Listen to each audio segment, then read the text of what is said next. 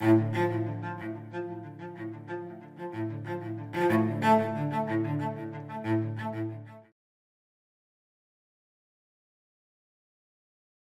a previous class, we examined religious traditions as early ethical foundations of the human rights idea. In this class, we will be looking at early secular traditions that have influenced human rights as we know them today. Our central question is this: what aspects of early secular thoughts and ideas have shaped present-day notions of human rights? How are these secular, non-religious traditions expressed today in human rights ideas, laws, policies, and activism? Although human rights gained global prominence in the 20th century, it is necessary to go beyond the 20th century to try and think through the original meanings of human rights and to examine the historical antecedents of the human rights idea. Throughout history, people have grappled with ideas about human dignity, respect, fairness, and responsibility. But where precisely does the story of the human rights idea as secular thought rather than religious thought begin? Many philosophical accounts seek the direct origins of human rights in Western legal and philosophical traditions, such as natural law theory. Most histories of human rights trace modern conceptions of rights and liberties from natural law and ancient Greek Stoicism through the medieval period to Enlightenment liberalism. Natural law philosophy, characterized by belief that laws and rules of conduct are embedded and derivable from the nature of man, has become a secure place in antiquity to ground universal human rights. Since human nature is the same around the world, the laws derived from that nature are seen as universal and true to all humans at all times and places. Thus, they are considered unquestionably inherent, objective, and absolute. Some human rights historians have made more explicit connections between the notions of natural law and rights that emerged from the socio-political tumult of Enlightenment Europe. Enlightenment liberalism and notions of freedom and equality, particularly in the use and ownership of property, created unprecedented commitments to individual expression and new world experiences. This is reflected in varied writings from the work of Hugo Grotius to the provisions of the Magna Carta, the English Petition of Rights of 1628, and the English Bill of Rights of 1689. Ideas about rights and liberties are as old as human civilization. Historical accounts of the global history of human rights go as far back as the Hammurabi Code, created at about 1760 BC, which is one of the oldest surviving collection of laws regulating human conduct in society. Hammurabi was a first dynasty king of Babylon, a city-state of ancient Mesopotamia in what is now Iraq. The Code of Hammurabi was inscribed on a stone slab and contains a list of crimes and their various punishments, as well as settlements for common disputes and guidelines for citizens' conduct. The stone slab was displayed for all to see, thus no one could plead ignorance of the law as an excuse for violating the law. This principle remains a cardinal principle of many modern-day human rights systems and legal systems. The Hammurabi Code covered all aspects of social and economic life: marriage, divorce, widowhood, adultery, and criminal punishment. One of these was the Babylonian Talion principle of progressive punishment: an eye for an eye, a tooth for a tooth, a hand for a hand. However, this ancient principle of retributive justice has been challenged by modern-day pacifists and proponents of restorative justice, who argue that an eye for an eye and a tooth for a tooth will ultimately leave humanity blind and toothless. The Hammurabi Code also guaranteed the restitution of stolen property, thereby reinforcing the right to property and securing employers' rights. The code had far-reaching influence on later societies and their laws. The Greco-Roman philosophical and intellectual tradition of Stoicism is one of the many Western philosophical traditions that has shaped how we understand human rights today. Stoicism is a school of Hellenistic philosophy centered on the belief that it is virtuous to maintain a will that is in accord with nature. Stoics presented their philosophy as a way of life. Stoicism teaches the development of self-control and fortitude as a means of overcoming destructive emotions. The philosophy holds that becoming a clear and unbiased thinker allows one to understand the active reason pervading and maintaining the universe, which they described as the Logos. A central principle of Stoicism involves improving the individual's ethical and moral well-being. Stoics believe that virtue consists in a will which is in agreement with nature. This principle also applies to social relationships. Stoics believed that humans should strive to be free from anger, envy, and jealousy, and to accept even slaves as equals of other men because all alike are, quote, sons of God. Stoicism also teaches a kind of universal humanism. The classical Greek philosopher Socrates, who was one of the important precursors of ancient Stoicism, said, "I am not an Athenian or a Greek, but a citizen of the world." Such affirmation of universal humanity and citizenship is a central premise of modern human rights. Similarly, the Stoic intellectual tradition, which encouraged critical questioning, critical inquiry, and public debate, is founded on the right to freedom of expression. Other classical Greek philosophers such as Plato and Aristotle held that virtue needed to be a central character of human life, which should aim to the common good. These early philosophers debated questions of essential universal morality and the ideal ways in which societies should be organized to achieve the common good.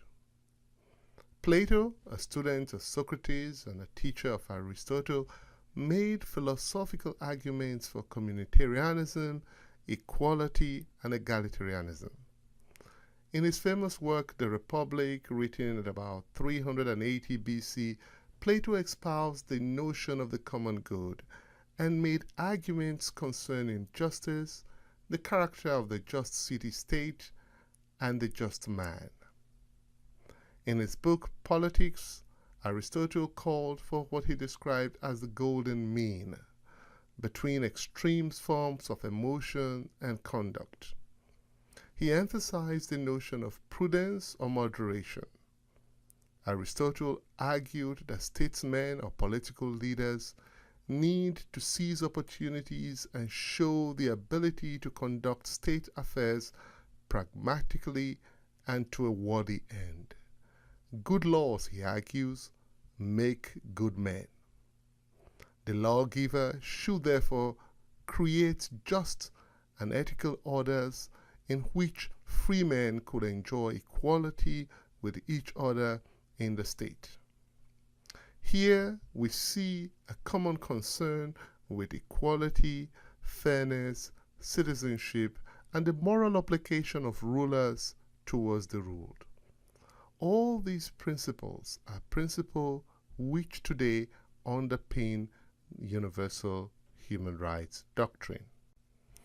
Other classical philosophers emphasize the notions of universal humanity in ways that mirror the contemporary idea of universal human rights. The Greek philosopher Epictetus, in his book Discourses, written in about 108 AD, advanced the idea of a universal brotherhood. He stressed the importance of regulating passion and physical desires through reason. Neither the king nor slaves, he argued, were truly free. Only those not enslaved by their bodily desires, passions, and emotions, and the fear of death could be said to be truly free. This was an underlying philosophy of Stoic thinking. The Roman lawyer and philosopher Cicero went beyond the classical Greek philosophers to translate Stoic ideas into natural laws. He wrote, quote, "There is in fact a true law, namely right reason, which is in accordance with nature, applies to all men, and is unchangeable and eternal." This is the argument for universalism. Cicero appealed to universal laws that transcend customary or civil laws. He endorsed the idea of a citizen of the whole universe and championed the rule of law and republican government, which influenced Roman law that has had an enduring impact on world history. Roman law is still the basis of many modern legal systems around the world. The secular philosophical and political traditions that have shaped human rights are not limited to Western thought. Confucianism has also influenced human rights ideas. Confucianism is the ancient Chinese ethical, philosophical, and quasi-religious system originally developed from the teachings of the early Chinese philosopher Confucius. Reference to Confucianism in human rights debate have become prominent in arguments for Asian values and non-Western values in the interpretation of universal human rights. Confucianism is a complex system of moral, social, political, philosophical, and religious thoughts that influenced the culture and history of East Asia from about 100 BC, when it was adopted as a political system to govern the Chinese state. A key Confucian concept is that in order to govern others, one must first learn to govern oneself. As long as governments took an interest in the economic and moral well-being of its people, peace, stability, and security will be assured. Confucianism also emphasizes social harmony and collective well-being, which requires every individual knowing their place in the social order and playing their part well. Western classical philosophical traditions that emphasized the common good, the rule of law, the obligations of rulers, and universal humanism influenced later documents and events that expanded rights and liberties around the world. One of such documents is the British Magna Carta, or the Great Charter of 1215.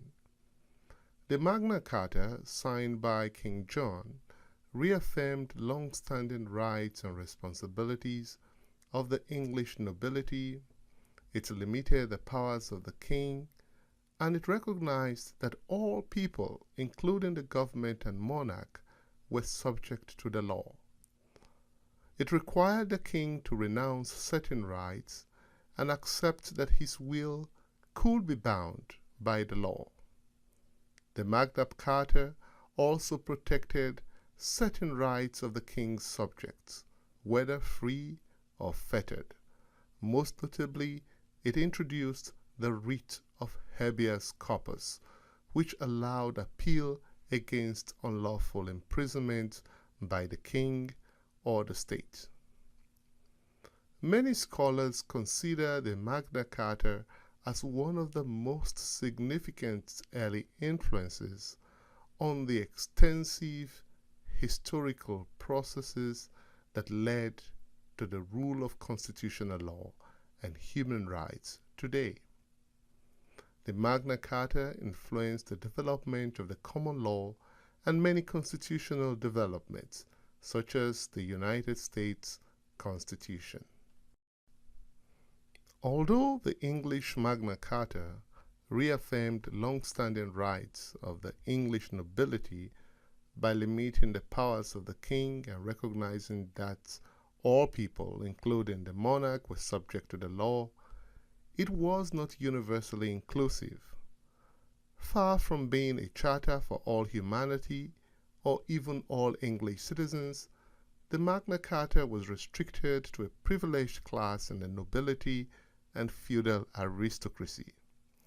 It protected the rights of the English barons against the arbitrary power of King John, but it had little to say about the rights of ordinary men and women in England or abroad. So, while the Magna Carta insulated the rising bourgeois class from the monarchy, it left the common class unprotected, and hence prone to the excesses of feudal rulers. Apart from the Western traditions that we have examined, modern human rights and their interpretations have also been influenced by the religious and secular traditions of indigenous people. While the international human rights system, as it emerged in the United Nations in the mid-20th century, may have been shaped most directly by Western liberal traditions, contemporary interpretations of human rights are increasingly based on local, indigenous understandings and interpretations of these rights. What is evident, therefore, is that although early rights traditions, such as those espoused by classical philosophers and the British Magna Carta, made important advances in rights protection, they did not apply universally. Like ancient religious traditions, these secular traditions also had some limitations that tended to restrict human rights. Slaves, women, foreigners, and social outsiders, among others, were not considered full-fledged members of society.